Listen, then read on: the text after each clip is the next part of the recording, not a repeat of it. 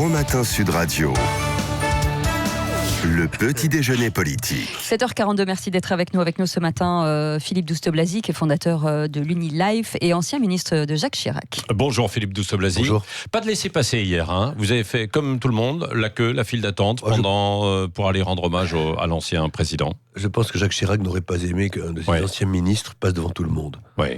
Bon, et donc vous avez fait 4-5 heures de queue, en fait, oui, c'est 5 ça heures, 5 heures et quart. Et vous avez discuté, dialogué un peu avec les autres personnes qui étaient autour de vous, oui, mais c'est ça, pour savoir ce que représentait aussi Jacques Chirac, en fait, pour eux, quoi. Moi, j'étais avec mon épouse, et c'est ce qu'on se disait hier soir. On a passé une après-midi qui était extrêmement intéressante, parce que c'était extrêmement bigarré. Il y avait un jeune lycéen, il y avait un fonctionnaire d'une municipalité du sud de la France, il y avait une infirmière, il y avait un médecin, un architecte. C'était extrêmement intéressant parce que c'était vraiment Jacques Chirac. Je crois que l'idée de la famille de faire une manifestation républicaine où tout le monde égale tout le monde, tout le monde est à égalité. J'ai trouvé ça formidable. Oui. Donc, oui, ça ressemblait à Jacques Chirac. Oui. Comment vous expliquez cette popularité ? On l'a vu hier dans un sondage IFOP, hein, il est à 30%, comme De Gaulle, évidemment, pour les Français, alors qu'il n'était pas nécessairement au beau fixe pendant ces 2 mandats. Et même avant, Jacques Chirac, il a été souvent critiqué, il n'avait pas de bonne cote de popularité. Je crois qu'il y a d'abord, la première chose, c'est que toutes les familles françaises se sont pas écharpées, mais ont discuté toujours sur Jacques Chirac. C'est la même chose pour des grandes personnalités qui ont traversé le siècle comme ça. Donc Jacques Chirac fait partie de celle-là. Bon. Oui, les familles étaient divisées. Hein, oui, il était divisé. Est-ce que tu l'aimes pas ? Il y avait toujours un oncle qui était pour, un oncle qui était contre. Bon. Et puis, ensuite, je crois qu'il y a 2 parties dans la vie de Jacques Chirac. Il y a la partie politique, le politicien, le chef de parti, celui qui ferraille.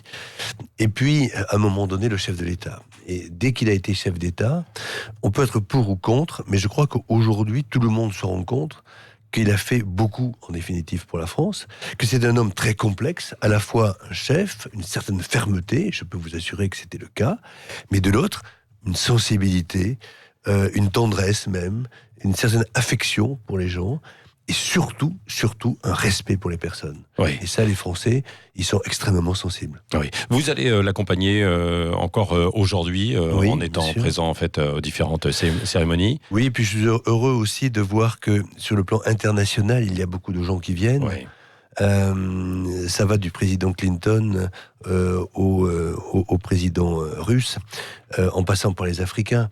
Donc je pense que c'est important parce que Jacques Chirac, son œuvre est essentiellement aussi internationale.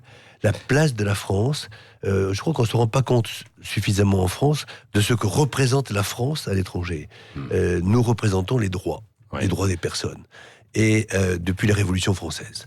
Et donc ils se tournent vers nous, les peuples, pour savoir mais qu'est-ce qu'ils vont faire la France. Donc depuis la guerre en Irak, où justement Jacques Chirac a eu le réflexe pour les étrangers, le réflexe français.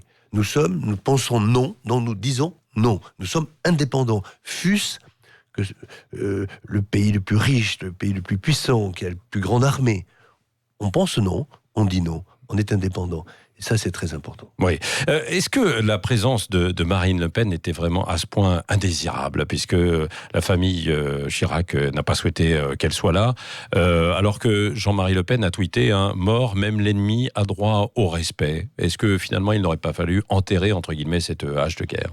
Moi, je respecte totalement ce que pense la famille, ce qui est tout à fait normal. Enfin, je veux dire, lorsque on s'est battu, lorsque on a des idées extrêmement différentes, lorsqu'on a été extrêmement violent, et lorsqu'on est vraiment plus qu'adversaire là, parce que là c'est vraiment ennemi, puisqu'il y avait des valeurs complètement différentes. Bon.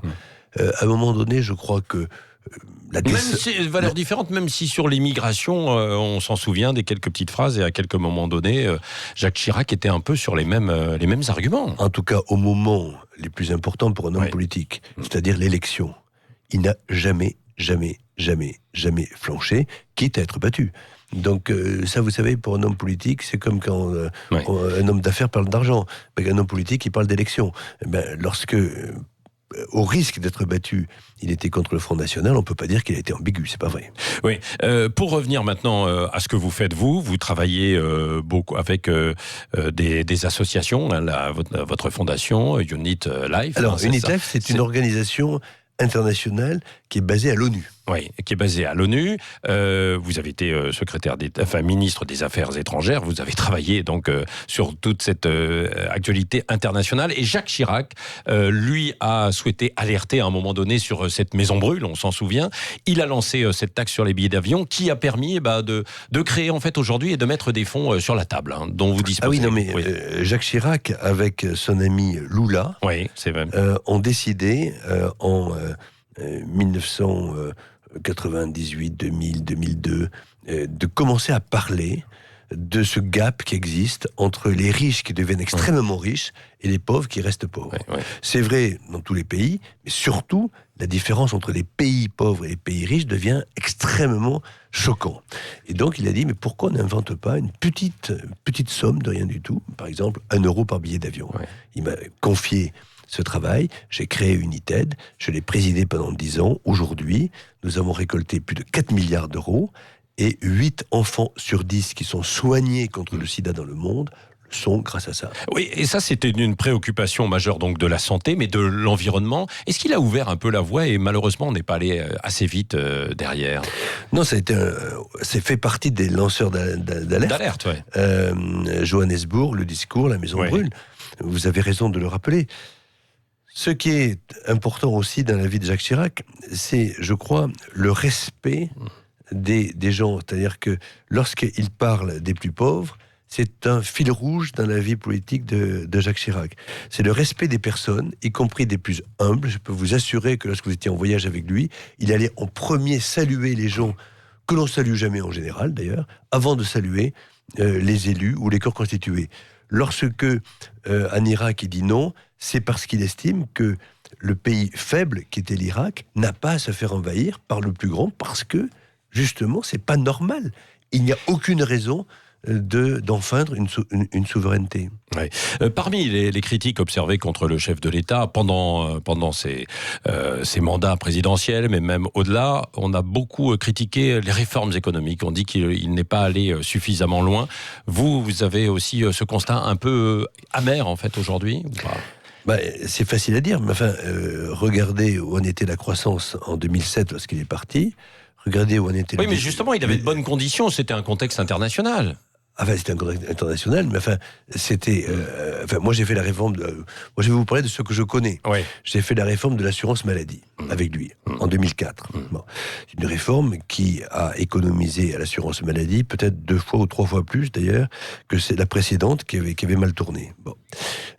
Aujourd'hui, nous sommes toujours sur la réforme de l'assurance maladie avec un médecin traitant, avec la haute autorité de santé, et personne n'a remis en cause cela. Donc, les retraites, c'était sous Jean-Pierre Raffarin. Mais il y a eu une réforme aussi des retraites. Il ne faut pas penser quand même que Jacques Chirac n'a rien fait non plus sur le plan... Jacques Chirac... Non, mais vous l'avez dit, c'est-à-dire qu'il a beaucoup travaillé sur la santé, le handicap, le les plan questions cancer. internationales. Le plan cancer. Le plan cancer, c'est extrêmement important. Le plan cancer. Aujourd'hui, nous avons les hôpitaux, la médecine qui soigne le mieux le cancer au monde avec les États-Unis.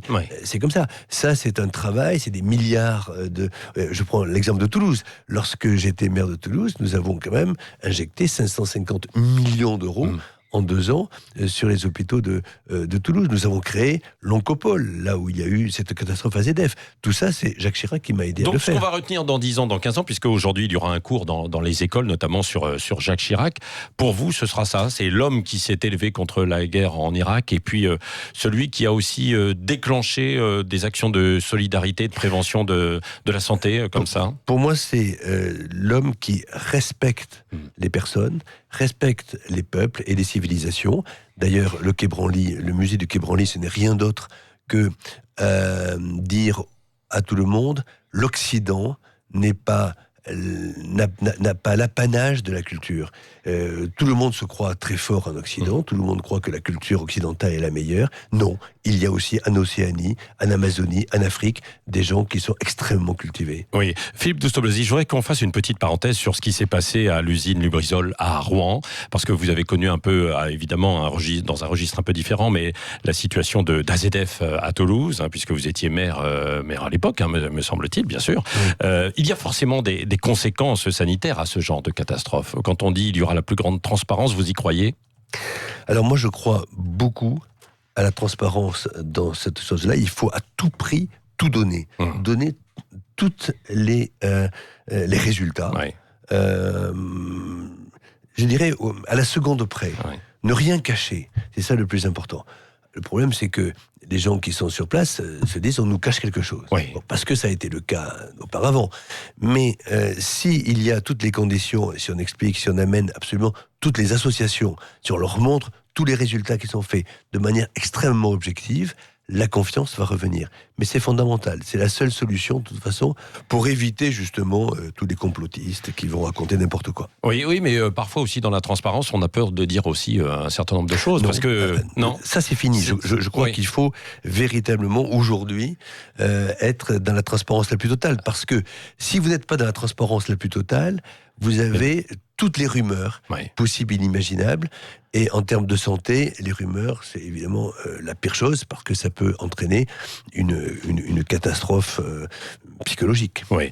Philippe Douste-Blazy, le mot de la fin avec Cécile Ménibus. Oui, Bernadette Chirac a évidemment compté beaucoup dans l'ascension politique de Jacques Chirac. L'ancienne première dame a certainement apporté ou donné un destin que Jacques Chirac n'aurait pas choisi lui tout seul, la politique. Il aurait peut-être fait certainement autre chose. Je pense que Bernadette Chirac, en effet, a joué un rôle très très important, et surtout un rôle politique et des conseils. Je me souviens très bien que Bernadette Chirac était contre la dissolution. Je me souviens que Bernadette Chirac était contre le fait qu'on fasse un référendum pour ou contre l'Union européenne, on va dire, en 2005. Donc, elle n'était pas toujours suivie, mais je pense qu'elle était souvent... non, parce que là, si on l'avait suivie... Oui, c'est vrai, mais je vous donne 2 exemples, elle n'a pas été suivie. Tout ça pour dire que je pense qu'elle a dû être suivie énormément par ailleurs sur beaucoup de choix. C'était une femme politique aussi d'ailleurs, qui était engagée elle-même, et aussi très engagée pour les hôpitaux. Pour les hôpitaux, elle avait une sensibilité importante aussi pour ceux qui souffraient le plus. C'est une femme aussi croyante, c'est extrêmement intéressant d'ailleurs que ce couple, de voir ce couple, parce que quand vous étiez avec Jacques Chirac, dans une journée, par exemple, en déplacement en province, vous le voyez 4 ou 5 fois dans la journée, appeler son épouse, ne serait-ce que pour voir comment elle allait. Oui. Et donc, est-ce qu'elle lui a fait aimer la politique, ou est-ce qu'il l'a subi finalement ? Ça, je ne le sais pas. Ça me paraît difficile de penser que Jacques Chirac n'était pas fait quand même pour la politique, ou qu'il n'a pas pensé de lui-même à faire de la politique. Il était tellement, je dirais, un homme politique, à la fois dans sa dimension locale, corrézienne, d'élu local, mais aussi, et surtout, un chef d'État né. C'était un chef né. D'un côté, une grande fermeté, de l'autre côté, une grande tendresse, c'est vrai, mais avant tout, un chef. Bon, d'un mot, vous retournez encore dans le Grand Sud-Ouest ou pas ? Bien sûr, j'ai ma famille qui est à la fois à Toulouse et à Lourdes, donc j'y vais très souvent, bien sûr. Vous les saluez au passage. Bien sûr. Merci Philippe Douste-Blazy, fondateur de Unit Life et ancien ministre de Jacques Chirac, la culture, la santé et les affaires étrangères. Merci d'être passé ce matin dans les studios de Sud Radio. Et dans un instant, on parlera des suites de l'incendie de l'usine chimique à Rouen. Restez avec nous, 7h56, c'est le Grand Matin Sud Radio. Le Grand Matin Sud Radio.